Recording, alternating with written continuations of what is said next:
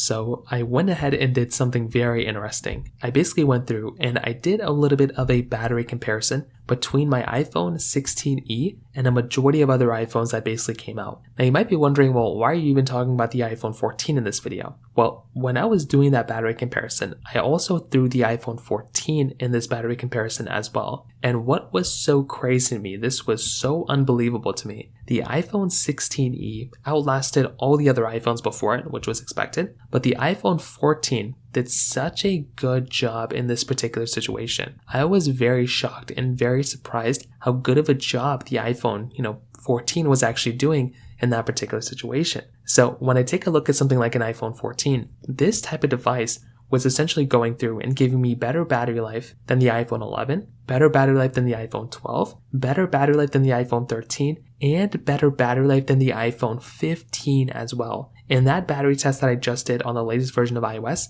I was getting better battery life from my iPhone 14 than from my iPhone 15. This was in and of itself one of the craziest differences that I would ever imagine. I always thought the iPhone 15's battery life was pretty good, but that was very shocking to me. Whatever I did on one iPhone, I did on the other. I was getting crazy experience. Like I couldn't even believe that was basically happening there in that particular situation. So I would imagine that if you're going to go through and get an iPhone 14, if you're using it like a normal iPhone, if you're using it on basic stuff on iOS 18.3.1, you're probably going to be getting a very good experience from that type of iPhone on iOS 18 in general, at least a better experience than maybe some other iPhones. Now, iOS 18 has been, kind of a messed up version of iOS. A lot of people have been having issues with it, and that's kind of just what ends up happening here. But it is quite shocking to me that as I'm going through and using my iPhone, I'm actually getting a really, really decent experience from this type of phone from that particular situation. So that was something that was very crazy to me. And I do think if you're going to go through and pick up an iPhone 14,